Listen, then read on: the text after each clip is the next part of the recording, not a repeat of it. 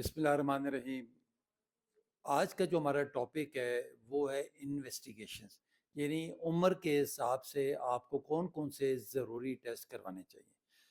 20 سال کی عمر میں سب سے پہلے آپ کو اپنا فاسٹنگ میں ایک تو لپڈ پروفائل کروانا چاہیے، ساتھ شوگر کا ٹیسٹ کروا لیں، یعنی بلڈ شوگر فاسٹنگ کروا لیں، اور آپ کا بلڈ پریشر آپ کو پتہ ہونا چاہیے۔ اور چوتھی جو چیز ہے وہ آپ کا بی ایم آئی لیول، یعنی باڈی میس انڈیکس، یعنی اوبیسٹی کا جو ٹیسٹ ہوتا ہے اس کو بی ایم آئی کہتے ہیں۔ اگر آپ کو اپنی ہائٹ اور ویٹ پتہ ہے تو آپ آرام سے نکل آتا ہے آپ کا بی ایم آئی لیول۔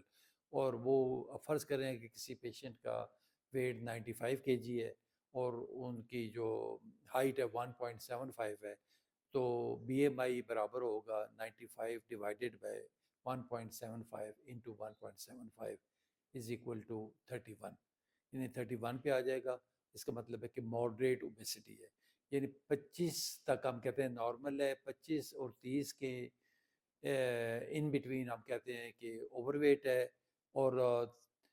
30 سے اگر اوپر 30 اوپر ہو جائے تو پھر ہم کہتے ہیں 35 40 تک، تو وہ ہم کہتے ہیں کہ یہ اوبیسٹی ہے۔ اگر اس 40 سے بھی اگر اوپر ہو جائے تو اس کو کہتے ہیں موربڈ اوبیسٹی، یعنی اوور آل ساری اوبیسٹی ہوتی ہے، اس کو پھر کنٹرول کرنا، اس کا علاج انتہائی ضروری ہو جاتا ہے۔ اسی طرح 40 سال کی عمر میں آپ کو اپنا جو ہے نا ایک تو کیلشیم سکور کا پتہ ہونا چاہیے، اور کیلشیم سکور میں کیا ہوتا ہے کہ آپ کا جو ہے نا کیلشیم لیول اگر وہ 100 تک ہے تو ہم کہتے ہیں کہ یہ مائلڈ ڈیزیز ہے، 10 تک ہو تو ہم کہتے ہیں نارمل ہے، اس میں کوئی ایسے پریشان ہونے کی ضرورت نہیں ہے، اور آئندہ 8 10 سال آپ کو دل کے حوالے سے کچھ نہیں ہونے لگا۔ تو 100 اور 100 تک اگر ہے تو مائلڈ ڈیزیز ہے، 100 سے لے کے 400 تک ہم کہتے ہیں ماڈریٹ ڈیزیز ہے،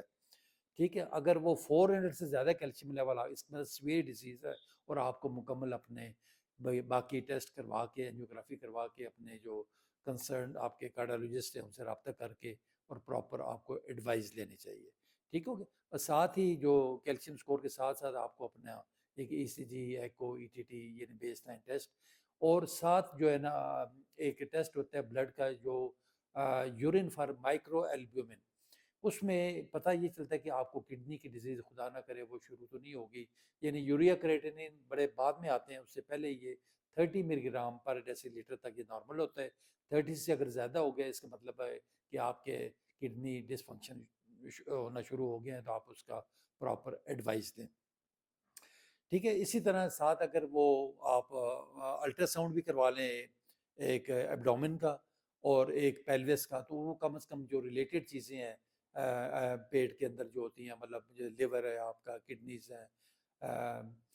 اسی طرح پیلوس میں بلیڈر ہے، اور اسپلین ہے، اور اس کے متعلق آپ کو ایک اویئرنیس ہو جائے گی کہ وہ نارمل اس میں جل رہی ہیں یا کوئی اس میں کوئی اب نارملٹی آ گئی۔ اسی طرح اگر آپ 50 سے اوپر چلے گئے ہیں تو پھر آپ کو 2 ضروری ٹیسٹ آپ کے ہو جاتے ہیں، وہ 50 کی ایج میں کرا سکتے ہیں۔ ایک پی ایس سی لیول ہوتا ہے، یعنی پروسٹیٹ اسپیسیفک اینٹیجن، وہ عام طور پہ میلز کے اندر ہوتا ہے، اور ایک کینسر کی ایک شیپ ہوتی ہے جو عام طور پہ پروسٹیٹ میں ایک اینٹیجنس بڑھ جاتے ہیں، تو وہ پراپرلی پھر ہمیں وہ یورولوجسٹ سے کنسلٹ کر کے اس کے متعلق یہ ہے کہ اگر اللہ نہ کرے کہ اگر کسی کا ڈیٹیکٹ ہو جاتا ہے تو ٹائملی اس کا حل موجود ہوتا ہے اور پراپرلی آپ کا علاج شروع ہو سکتا ہے۔ اسی طرح 60 سال کی عمر میں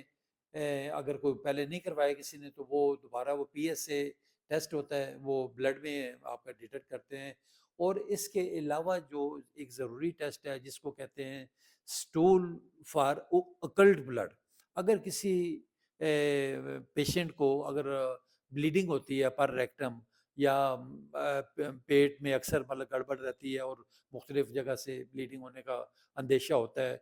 تو ان کو بھی کروا لینا چاہیے۔ بلکہ یورپ، یو کے وغیرہ میں تو روٹین کے اندر 60 کی ایج جیسی کسی کی پہنچتی ہے تو صبح لوگ اٹھتے ہیں تو ان کے گھروں کے باہر وہ سٹول کے لیے وہ بارڈر پڑی ہوتی ہے، اور اس کا ان کا وہ روٹین ٹیسٹ وہ کروا لیا جاتا ہے، کہ اس طرح ایکسیڈنٹل ڈسکوریز ہو جاتی ہیں، ایکسیڈنٹل ڈیٹیکشن ہو جاتی ہے کہ یہ جو اگر پازیٹیو آئے وہ، تو اس کا مطلب ہے کہ وہ جو کینسر ہوتا ہے بڑی آنت کا، یعنی کولن کا کینسر ہونے کا اس پہ ڈیٹیکٹ ہو جاتا ہے، تو اگر وہ ٹائملی پتہ چل جائے تو آپ اس کا پراپرلی اپنے سرجن سے ایڈوائز لے کے اس کے مطابق اپنا علاج کروا سکتے ہیں۔ جتنے میں نے ٹیسٹ بتائے ہیں کائنڈلی سب پہ غور کریں، غور سے سنیں ویڈیو اور اس پہ امپلیمنٹ کریں، اور آپ کئی مصیبتوں سے جو ایک دم ایکسیڈنٹل یا اچانک پتہ چلتی ہے کہ یار وہ یار اس کا تو اللہ نہ کرے کسی کا یہ کینسر نکلا ہے، یہ لیور کا کینسر نکلا ہے، یا پروسٹیٹ میں یہ نکلا ہے، یا انٹسٹائن کا، وہ ٹائملی اگر آپ کو پتہ ہوگا تو آپ کم از کم اپنا علاج بر وقت کروا سکتے ہیں۔ تو اس دعا کے ساتھ کہ اللہ تعالیٰ سب کا حامی و ناصر ہو، اور سب کو بیماریوں سے بچا کے رکھے، اور صحت مند اور تندرست و تمام۔ بہت شکریہ، تھینک یو ویری مچ۔